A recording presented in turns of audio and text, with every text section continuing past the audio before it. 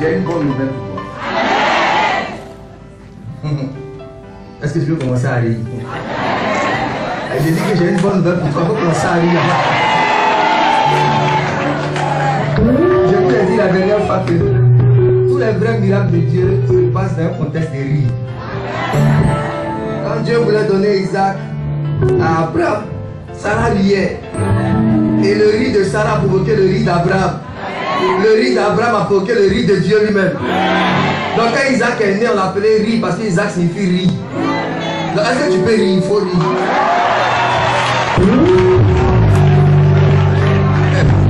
Alléluia. Non, c'est la vérité que nous sommes tellement habitués à pleurer qu'on ne sait plus rire. Toujours on pleure. Mauvaise nouvelle, on t'a abandonné, on t'a rejeté, on t'a chassé du travail, on t'a frappé dans le foyer. Mais aujourd'hui là, tu vas rire au nom de Jésus.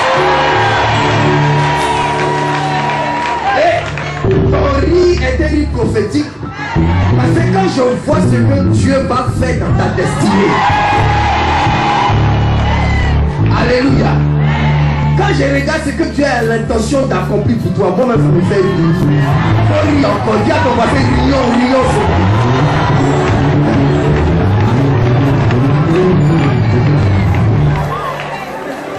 Alléluia. Vous savez, ceux qui marchent avec Dieu sont comme des fous. Et souvent les fous, ils rient un seul. Elle dit, tu marches dans la rue comme ça, et puis toi seul tu ris. On dit qu'est-ce qui se passe? Il dit que tu ne peux pas comprendre. Laisse-moi lire. Alléluia. Alléluia. La Bible dit que Dieu c'est quelqu'un de spécial. Quand toi tu rencontres ton adversaire, ton ennemi, tu as peur. Ou bien tu te concentres pour faire ton palabre. Ou bien tu te prépares, en tout cas tu ne ris pas. Mais Dieu quand il voit ses adversaires, il rit. Et il se moque d'eux. Pourquoi? Parce qu'il sait que quelle que soit la puissance de l'adversaire, c'est lui qui a la victoire. Alléluia. Donc je vais dire à quelqu'un, quel que soit les adversaires qui se dressent contre ta destinée, c'est toi qui as la victoire. Tu vois les sorciers, les mystiques danser autour de toi, ça te fait rire. Alléluia. Ça ressemble un peu à un match. Quel match? Quand tu vois Henri Sénégal ou bien Ghana 92. Quand tu vois Ghana 92, c'est-à-dire ce jour-là nous tous on avait comme la diarrhée. Mais c'était chaud après le pénalty. Mais aujourd'hui si tu regardes ce match-là, tu ris. Alléluia. Même si tu vois l'attaquant ghanéen qui s'en va, il est face à face avec le poteau. Il n'y a pas gardien. Mais tu ris. Alléluia. Parce que tu sais que quel que soit ce qui va se passer, quand tu es au courant que tu as déjà la victoire. C'est pourquoi quand le Seigneur regarde dans ta vie, Dieu sait que même si le monde entier se dresse contre toi, c'est toi qui es plus que vainqueur.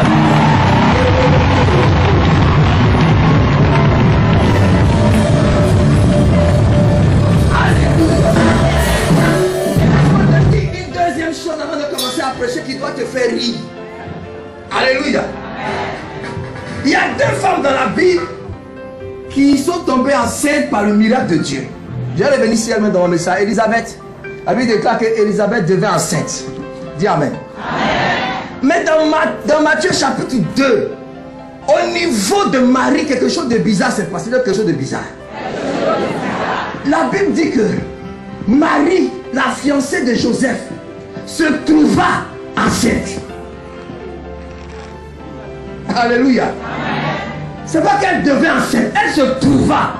C'est-à-dire, il y a des choses que Dieu fait et que tu ne comprends pas. Parce qu'en réalité, un miracle c'est quelque chose qu'on ne peut pas expliquer.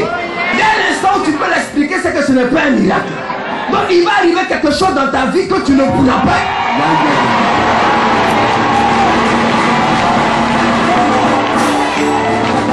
Alléluia. Il va avoir une intervention divine que tu ne pourras pas expliquer. Et qui va faire que tu vas te trouver milliardaire. Non, quelqu'un ne dit pas amen. Quelqu'un ne dit pas amen.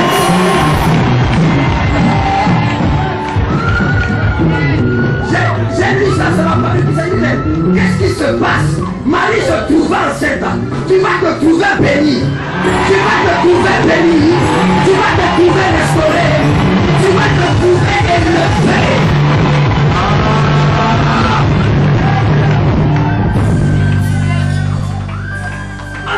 Qu'est-ce qui s'est passé? Moi-même, je ne peux pas vous expliquer ce qui s'est passé, mais je me trouve. Alléluia. Je me suis trouvé libéré. Je me suis trouvé délivré. Je me suis trouvé béni. Par l'intervention de Dieu, je vais déclarer sur ta vie prophétiquement que après ce programme, tu te trouveras béni. Tu te trouveras restauré, tu te trouveras délivré, tu te trouveras élevé par la vertu de Dieu.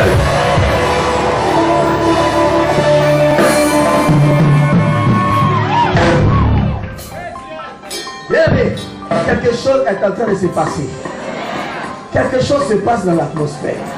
Je suis venu t'annoncer un message prophétique. Vraiment, ce que je vais dire, je veux que ton esprit saisisse ce que j'ai à dire. Je veux te parler de la bénédiction d'Obed-Édom. Dis avec moi la bénédiction d'Obed-Édom. Je suis venu simplement connecter la vie de quelqu'un à la bénédiction d'Obed-Édom. Alléluia. Ah, Dieu est là. Hein? Les 3 prochains mois.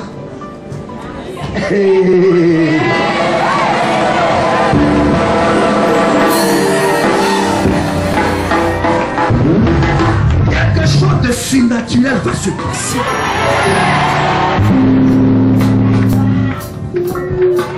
Dans les 3 prochains mois, je vais te le dire et te l'annoncer. Il va avoir quelque chose dans ta destinée. Il va avoir une transformation dans ta destinée. Pendant que je suis en train de parler, je vois des anges qui sont en train de saisir mes paroles. Ils viennent de corriger la destinée de Christ. Il y a quelque chose qui est dans ce passé dans ta vie. Quelque chose que tu ne pourras pas expliquer. Mais je veux t'assurer que dans les 3 prochains mois, il va y avoir une transformation dans ta destinée. Il va y avoir quelque chose de profond. Il va y avoir quelque chose de pouvoir. Là où j'avais été lié, tu vas te trouver béni. Là où j'avais été maudit, tu vas te trouver béni. Là où on avait enchaîné, tu vas te trouver déchaîné. Au nom de Jésus, tout ce que tu attendais, que tu n'as pas vu, tu vas le voir s'accomplir dans les 3 prochains mois.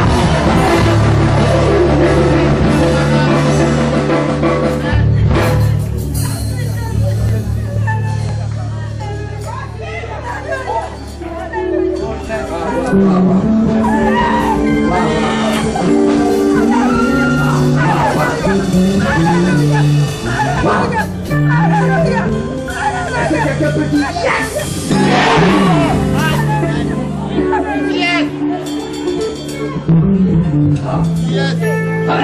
La Bible dit que en Jésus, toutes les promesses de Dieu sont oui.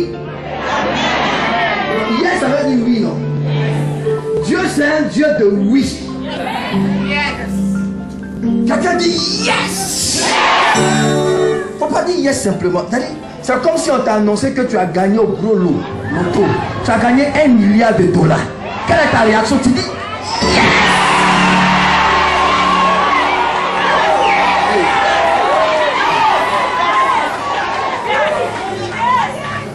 Dans la Bible, je vois le Seigneur lui-même. Le Seigneur pose une question et lui-même répond à la question. Dans Ésaïe chapitre 49, Dieu dit: est-ce que ce qu'a pris le tyran lui sera enlevé? Est-ce que la capture qui a été faite sur le juste échappera? Et Dieu lui-même répond: yes.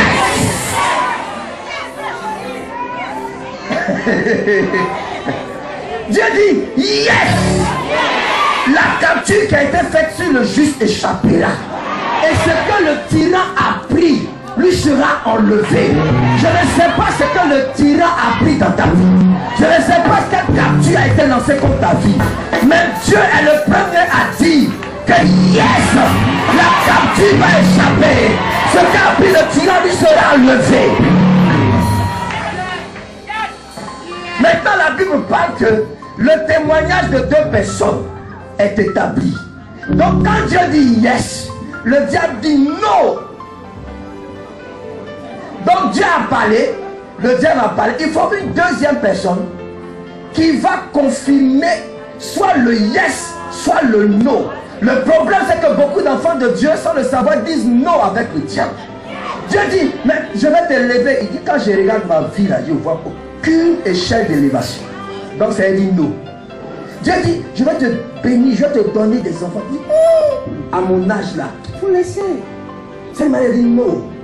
Or, c'est un principe spirituel. Si 2 sont d'accord, on ne peut plus rien faire. Si Dieu dit yes, que le diable et toi vous dites non, Dieu ne peut rien faire. Alléluia. Amen. Mais aujourd'hui, toi et moi, l'Éternel dit qu'il va te bénir.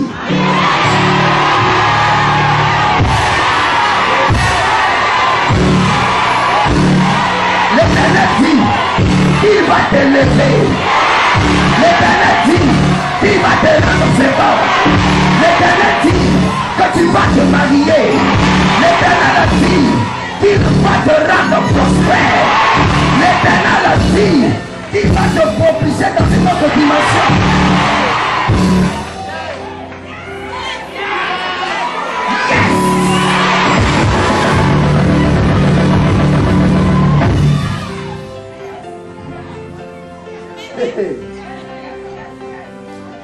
Yes!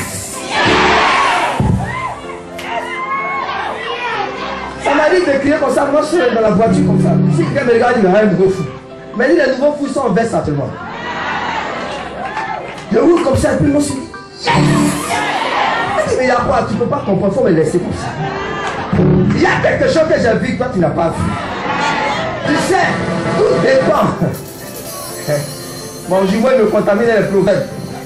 Si tu vois quelqu'un qui est poursuivi par un chien, la vitesse de sa course dépend de la taille du chien qui est derrière lui.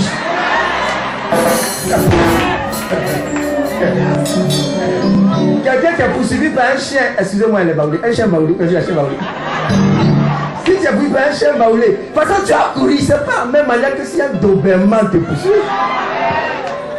Donc tu ne peux pas comprendre. Laisse tomber, laisse tomber. Est-ce que quelqu'un peut pousser des cris de joie vers le Seigneur?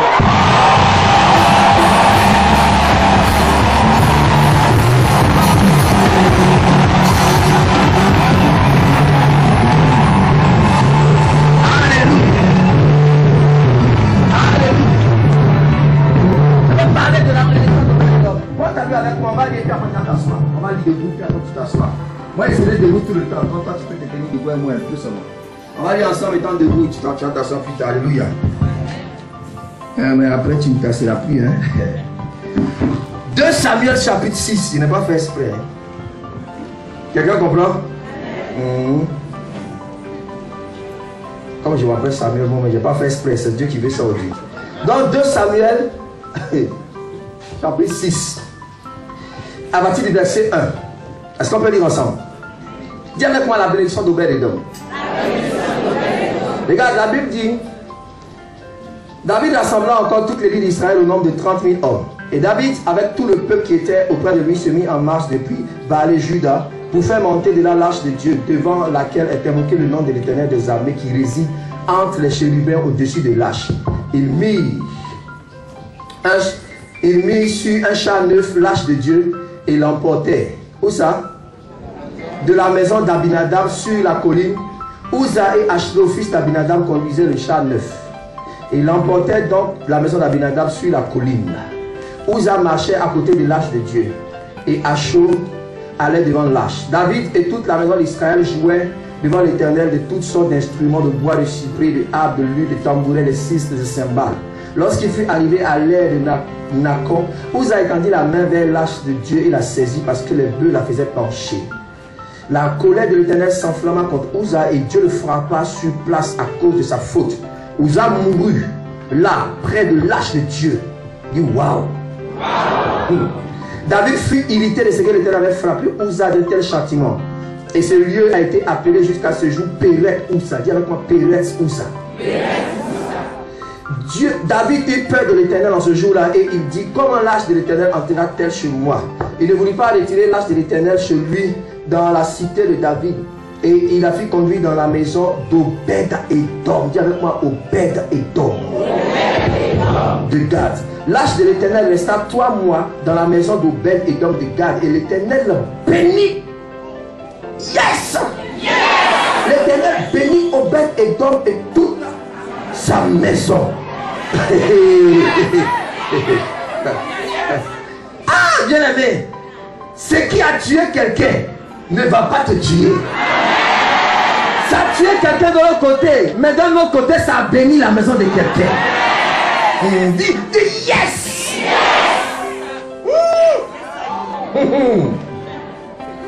Regardez le verset 12. On vint dire au roi David, l'Éternel a béni la maison d'Obed-Édom et tout ce qui est à lui, à cause de l'âge de Dieu. Et David se mit en route. Et il fit monter l'âge de Dieu depuis la maison d'Obed-Édom jusqu'à la cité de David au milieu des réjouissances. Quand ceux qui portaient l'âge de l'Éternel lui firent 6 pas, on sacrifiait un bœuf et un veau gras. Tu t'imagines un peu? 6 pas. Si on a transporté l'âge de l'hôtel communal jusqu'à Terminus 82-81, imaginez on a tué combien de bœufs, de veaux. Chaque 6 pas. David dansait de toute sa force devant l'Éternel et il était serré derrière les faux de lin. David et toute la maison d'Israël fit monter l'arche de l'Éternel avec des cris de joie au son des trompettes. Amen. On peut s'arrêter là pour l'instant. Que Dieu bénisse sa parole dans nos cœurs. Est-ce que tu peux acclamer la parole de Dieu et t'asseoir? Dis avec moi la bénédiction d'Obed-Édom. La bénédiction d'Obed-Édom. Histoire.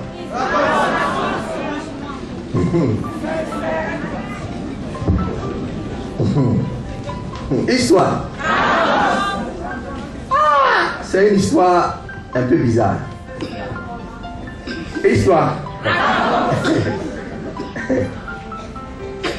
Quand vous allez un peu plus loin, la Bible dit que les Philistins avaient pris l'arche de l'Éternel, n'est-ce pas?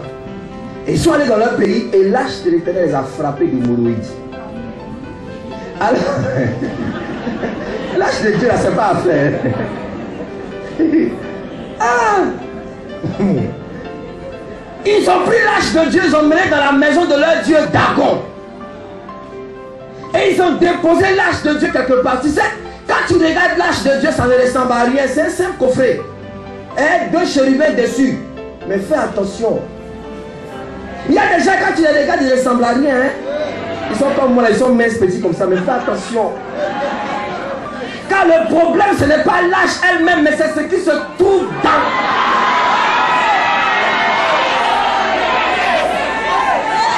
Yes! C'est pourquoi ne te trompe pas.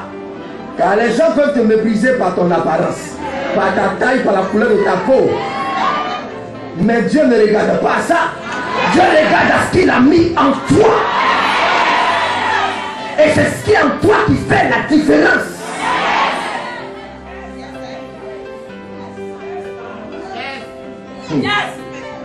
Jésus ne ressemblait à rien. Hein? Il marchait comme ça dans l'église, alors on dit il y a quelqu'un. Il est aussi le fils de Dieu. Alors qu'on est ici, on l'a vu, il était petit ici. Il jouait les soleils mollets, tout ça. Comment on appelle ça encore? Les lance-pierres, il dit le fils de Dieu. Et il est mince comme ça, il a la même taille que moi, Jésus. Même forme. Bon, laissez là. Faut pas parler de toi, laisse-le. Ah! Quelle histoire! Mais parce qu'ils étaient en train de le regarder physiquement. Un jour il passait et tout le monde était curieux de savoir, mais lui là même, il met quel parfum, son habit à son tissu, comment, ses cheveux, tout ça. Et les gens le touchaient. Mais il y a une seule femme qui dit, moi je ne regarde pas ça. Il y a quelque chose en vous. Et je suis convaincu que si je peux toucher à sa robe, il y a quelque chose qui va sortir de lui et qui va. Aïe.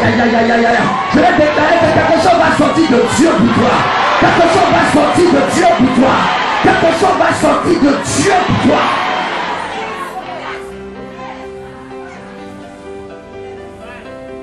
Ils ont emmené l'arche de Dieu dans la maison de Dagon. La Bible dit que le matin, Ils se sont levés, voilà Dagon qui est prosterné devant l'âge de Dieu. Quelle histoire! Ils ont relevé Dagon. Le lendemain, quand ils sont venus, Dagon est couché, ses bras cassés. Regarde, il y a des gens qui se permettent de relever leur Dieu. Nous, c'est notre Dieu qui nous relève.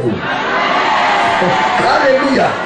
Il y a des gens, quelqu'un a dit un jour, il est au village, ça casse, prend feu, et puis il crie, mais Dieu, il a sauvé mes dieux. Toi, tu sauves tes dieux. Nous, c'est notre Dieu qui nous sauve. Alléluia. Alléluia. La Bible dit, ils ont dit, non, ça, l'âge de Dieu n'a pas resté ici. Et ils ont pris l'âge de Dieu, ils ont mis ça sur un champ neuf, un bœuf. Et puis, ils ont transporté l'âge, ça n'a allé en Israël là-bas. Et puis les bœufs sont partis jusqu'à... C'est arrivé en Israël. À la limite. Et ils ont pris l'âge, ils ont gardé l'âge dans la maison d'un sacrificateur qui s'appelait Abinadab. Abinadab, c'est le papa de Uza. Et la Bible dit que l'âge de Dieu est resté dans la maison d'Abinadab pendant 20 ans. 20 ans. Tout le règne de Saül, tout ça là, l'âge était dans la maison d'Abinadab. Amen. Amen. Et puis, David est venu. Alléluia. Elles ne sont pas acclamées le Seigneur pour le révérend Koubé et sa délégation. Que Dieu te bénisse. Ah. Sois béni. Aujourd'hui, là, vous êtes béni. Hein? Ça sera très fort. Yes! Alors, je suis là pour préparer le terrain pour que tu sois très béni. La Bible dit que l'âge de Dieu va rester dans la maison d'Abinadab pendant 20 ans. Et puis David dit, bon, il faut que l'âge de Dieu vienne dans ma maison. Donc il a fabriqué une petite chambre bien aménagée, décorée, pour l'âge de Dieu. Et il part avec une armée, 30 000 soldats, tout ça. Ils vont chercher l'âge. La Bible déclare qu'il y avait des instruments, ils dansaient, ils chantaient, ils faisaient tout.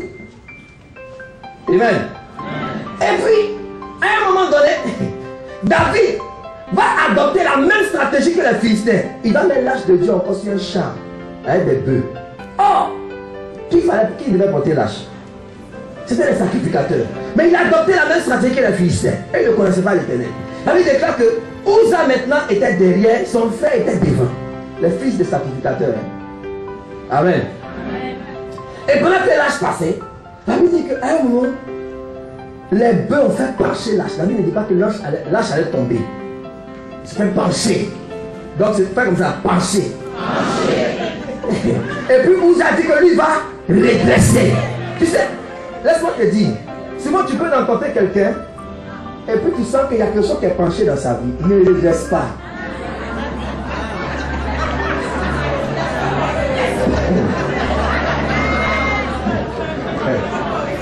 Quelqu'un peut venir pour dire, mais frère, aide-moi, ça ne va pas, ma vie est penchée. Qui a fait pencher? Est-ce que c'est Dieu ou bien c'est le diable? Si c'est le diable, il peut te dire, si c'est Dieu, il te laisse comme ça. Laisse-le dans son penché là. Sinon, tu vas attirer des problèmes. Est-ce qu'il parle à quelqu'un?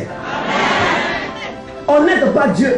Il y a une différence entre servir Dieu et puis rendre service à Dieu. Il y en a qui veulent rendre service à Dieu. On n'a pas service à Dieu, on sert Dieu. Il y a des personnes qui pensent que quand ils donnent leur 10 millions de service à Dieu, à l'église, au pasteur, non, c'est pour toi, c'est pour toi-même. Je parle à quelqu'un. On n'a pas service à Dieu, on sert Dieu. On se met à la disposition de Dieu. Alléluia. Donc, Uza veut rendre service à Dieu. Uza est mort. Amen. Je vais ouvrir une petite parenthèse pour vous expliquer même pourquoi Uza est mort. Si vous vous souvenez, l'âge de Dieu a fait 20 ans dans la maison d'Abinadab, le roi d'Uza. Ça veut dire que Uza a grandi à l'âge. Dis Amen. Amen. Tu comprends? Uza peut-être a 5 ans quand l'âge est venu dans la maison de son papa. Et puis il a 25 ans. Donc l'âge était dans une maison, une chambre quelque part. Chaque matin quand il se lève, il voit l'âge de Dieu. Et puis voici l'âge là, ça ne ressemble à rien. Donc il était habitué à l'âge. C'est pourquoi il n'a pas eu peur de porter la main. Puis il y a quelque chose qui tue les enfants de Dieu, c'est l'esprit d'habitude. Il n'y a pas amen, hein? Amen. Si tous les évangélistes, ils sont habitués à Dieu. On est habitué aux choses à la maison de Dieu. Je veux une petite parenthèse. Dites-moi, entre nous. Quand on arrive à l'église, là, les gens les plus bandits dans les églises évangéliques, là, c'est qui? C'est les enfants des pasteurs et des anciens, non? Pourquoi? Parce qu'ils sont nés dans l'église. Ils sont habitués à l'onction. Ça ne dit rien. Ça, c'est le danger de Uza. Amen. Mais tu parles d'enfants des pasteurs, mais toi-même. Il y en a qui sont trop habitués à un pasteur. Passe tous. Passe tous sticker. Passe tous net. Mais pasta. C'est pas mauvais, hein? C'est affectif. Pour montrer que quand même on est les hommes, on est ensemble. Mais fais attention. Hein? Mais celui que tu appelles passe tous là, il porte l'âge de Dieu. Je parle à quelqu'un. Il faut faire la part des choses. Et je vais faire la parenthèse. Tiens encore la bénédiction d'Obed-Edom. Dis la bénédiction d'Obed-Edom. Amen. Je vais donner 3 caractéristiques de la bénédiction d'Obed-Edom et Dieu va nous aider. Amen. La Bible déclare que ce jour-là, Obed-Edom, il a tendu la main et Dieu l'a frappé sur place. Uza, pardon. Oh Seigneur, ta grâce. Uza. Et David eut peur de l'Éternel. Et David a décidé que non, l'arche de Dieu ne peut pas rentrer chez moi à la maison. David est intelligent, hein? David dit, attendez, moi David, je me connais. En Israël, tout le monde me connaît. Mes enfants là, je les connais. Ils sont bizarres. Il y a un qui viole sa soeur, il y a un qui tue son frère. Si l'arche de Dieu a tué le fils d'un sacrificateur, à plus forte raison dans ma maison, ça va tuer tous mes fils, moi on est mort. Vous comprenez? Comment l'arche de Dieu fait 20 ans dans la maison d'un homme, un serviteur de Dieu, et à la sortie de la maison, ça tue son fils. Et moi j'ai emmené ça chez moi à la maison. Mes enfants, regarde comment ils sont. Bizarre comme ça. Ça va les tuer tous, moi-même aussi, ça va me tuer. Beaucoup de femmes ne comprennent rien. Il a réfléchi, il dit, où est-ce qu'on va emmener l'âche? Il a tourné, il dit, voilà Obed-Edom. Obed-Edom, c'est quelqu'un, il n'est pas juif bien. Il est un peu juif, un peu édomite. C'est-à-dire que si quelqu'un doit mourir, c'est lui qui doit mourir. D'ailleurs, même il habite même à la frontière d'Israël. Donc, David n'est pas gentil ici. Là. Il a réfléchi, il dit, mais où est-ce qu'on met l'âge? Obed-Edom, tu es un peu lébite, non, d'accord. Toi, ton papa ne comprend pas tout ça. Tu es Israël, tu es Edom en même temps, Esaü. Allons déposer l'âge dans la maison d'Obed-Edom. Ce n'était pas avec de bonnes intentions. C'était un débarras. Tu sais, il y a des gens qui font des choses pour se débarrasser de toi.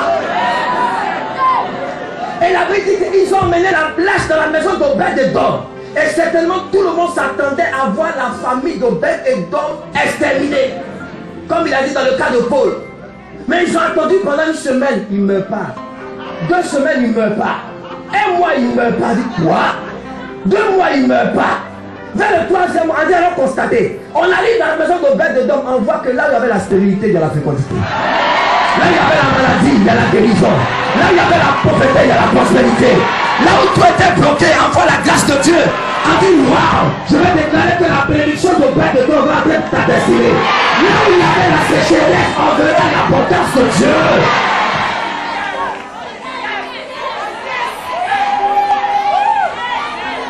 Alléluia. Donc, les gens attendaient la mort d'Obed-Edom comme on attendait la mort de Paul. Mais ils ont attendu longtemps. Ils ont attendu longtemps. On a dit chez Obed-Edom, il était avant d'un studio, on le voit dans un château. On va te voir dans un château au nom de Jésus. On va te voir dans un château au nom de Jésus. On constate que tous les enfants d'Obed-Edom sont à la tête dans leur classe. Chaque 2 jours, ils ont les visas, ils vont aux États-Unis. Mais qu'est-ce que c'est? Yes!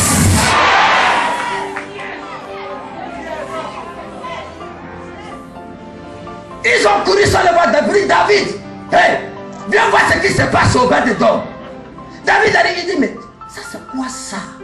Fais comme ça, c'est quoi ça là? Qu'est-ce qui se passe? Alléluia. Dis avec moi, man who?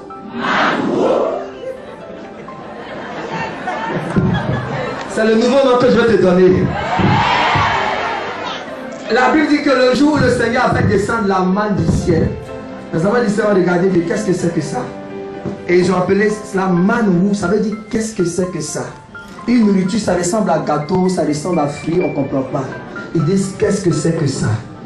Tu sais quoi? L'Éternel est sur le point de faire quelque chose dans ta destinée qui va faire qu'on va dire mais qu'est-ce que c'est que ça? Qu'est-ce que c'est que? C'est pourquoi je te baptise de ce nom Manroux,